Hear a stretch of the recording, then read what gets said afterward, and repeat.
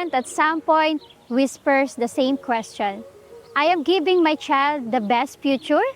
It lingers at night, at the gate school, at the breakfast table. For some, the answer is a school. For others, a home. Here in TRAVA, the two come together, where every morning begins in calm and every day feels like a step toward the future you've always wanted for them.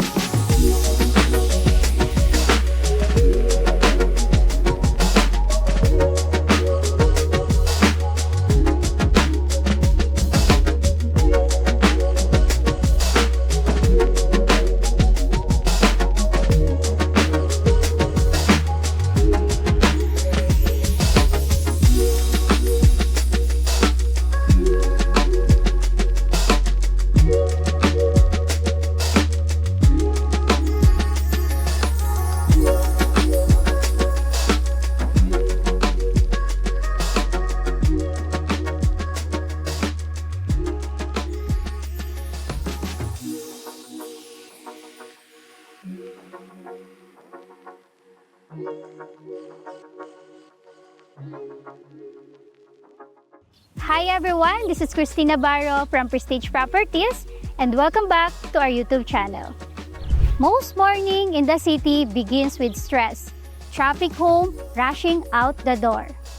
But here at TRAVA, morning begins differently, safe, calm, unhurried.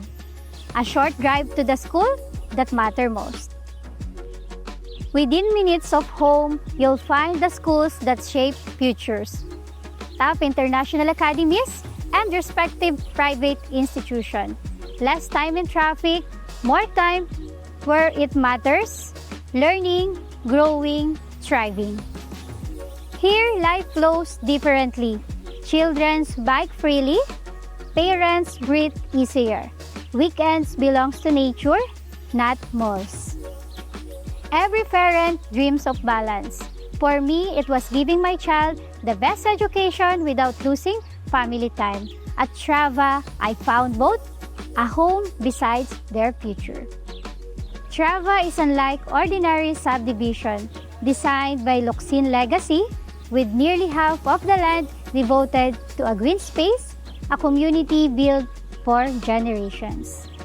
One day, you'll look back at back rides, report cards, weekend laughter, and you know you gave them more than a home. You gave them an environment to flourish.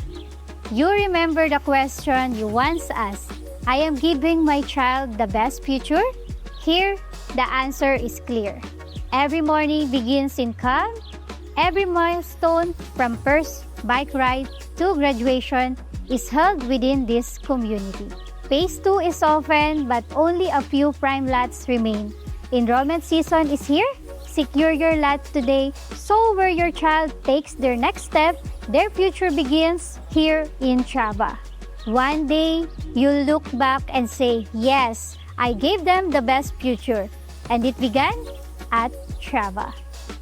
Once again, guys, if you're interested and you want to know more details about TRAVA Greenfield, please don't hesitate to message us directly at 63917-513-2484. It's my Viber, WhatsApp, and iMessage. See you in my next one.